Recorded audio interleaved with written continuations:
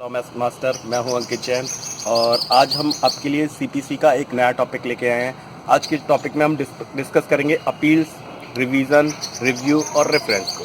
तो अपील सबसे जो मेन टॉपिक है वो है अपील। अपील का प्रोविज़न सीपीसी के ऑर्डर 41 से लेके ऑर्डर 45 तक दिया गया है, जबकि सेक्शन 96 से लेके 109 तक जो मुख्य प्रावधान है वो सीपीसी में है। अब अपील एक्चुअल होती क्या है? तो जजमेंट जनरली जजमेंट होता है। कोई भी हम प्लान फाइल करते हैं, डब्ल्यूएस आता है, उसके बाद जब कोर्ट जजमेंट करती है तो एक पार्टी ऐसी होती है जो उस जजमेंट से एग्रीव्ड होती है, पीड़ित होती है। तो वो पार्टी चाहे उस पर उसके पास ऑप्शन होता है कि वो उसको अपील कर सकती है, उसकी अपील कर सकती है।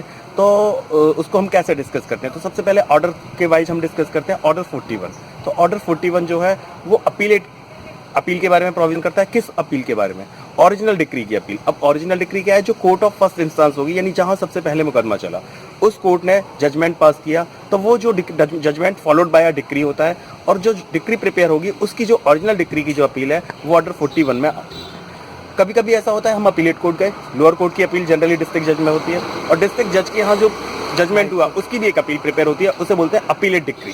तो अपीलेट डिक्री की भी सेकंड अपील हो सकती है, और वो सेकंड अपील जो है वो हाई कोर्ट में जनरली होती है, जिसके बारे में प्रोविजन ऑर्डर 42 सीपीसी में दिया हुआ है। फर्स्ट अपील जो होती है जनरली वो सेक्शन उसके रिगार्डिंग सेक्शन 96 भी है। सेक्शन 96 बताता है कि अपील की जा सकती है। सेक्शन 96 का सब क्लॉज 2 जो है वो ये बताता है कि एक्स पार्टी डिक्री की भी अपील हो सकती है। यानी कोई जजमेंट हुआ, उसमें लोअर कोर्ट में हम मौजूद नहीं थे, अपियर नहीं थे, एक्स पार्टी जजमेंट हुआ, उस एक्स पार्टी जजमेंट की भी हम अपील कर सकते हैं।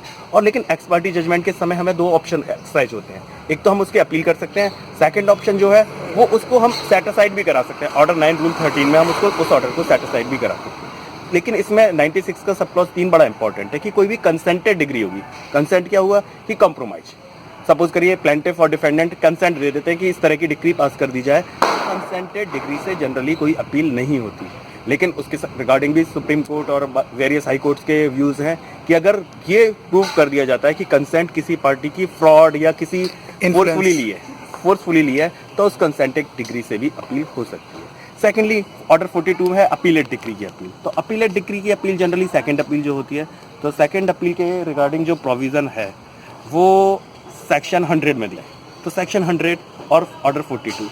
लेकिन सेकंड अपील के रिगार्डिंग जब भी अपील करनी होगी तो एज अ राइट नहीं होती, वो तभी होती है जब कोई substantial question of law involve हो। अगर कोई substantial question of law involve नहीं है तो वो सेकंड अपील नहीं हो सकती। साथ ही साथ एक रेस्ट्रिक्शन भी है कि मनी डिक्री है अगर, तो 25,000 रुपये से कम की अगर मनी डिक्री है तो उस मनी डिक्री की कोई भी सेकंड अपील नहीं होगी जब तक कोई substantial question of law involve नहीं होगी। इसके साथ ऑर्डर 43 पर आए तो और जनरली जो अपील होती है वो जजमेंट या डिक्री ही होती है। लेकिन क्या ऑर्डर्स की भी अपील हो सकती है?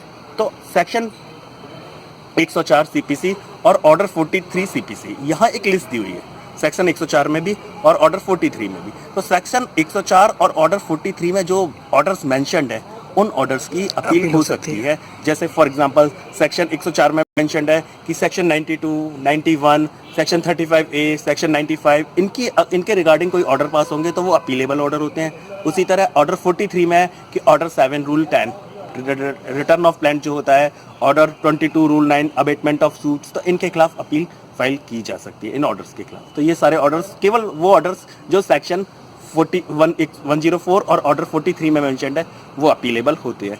इसके बाद सुप्रीम कोर्ट में अपील। तो सुप्रीम कोर्ट के में अपील ऑर्डर 45 में है। सुप्रीम कोर्ट में जो अपील के रिगार्डिंग जो सेक्शन है वो 109 सेक्शन है, वहाँ सुप्रीम कोर्ट में भी अपील हो सकती है। अपीलेट कोर्ट की पावर्स क्या है? अब अपीलेट कोर्ट अपील में क्या क्या कर सकती है? तो अपीलेट कोर्ट की जो पावर है वो सेक्शन 107 में है। 107 में ये दिया हुआ है कि अपीलेट कोर्ट या तो लोअर कोर्ट की डिक्री है उसे कंफर्म कर देगी या उसको रिवर्स भी कर सकती है।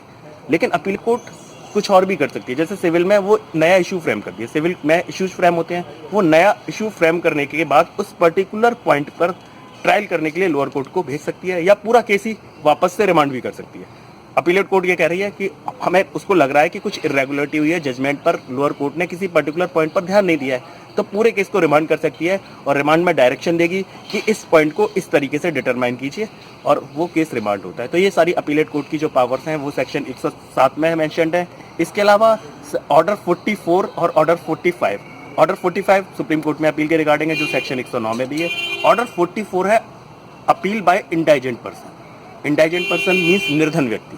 तो निर्धन व्यक्ति, क्योंकि हमारे यहाँ सिविल में कोर्ट फीस देनी पड़ती है, तो निर्धन व्यक्तियों के संबंध में 2 जगह प्रावधान है, ऑर्डर 44 और ऑर्डर 33, दोनों ऑर्डर 33 और ऑर्डर 44।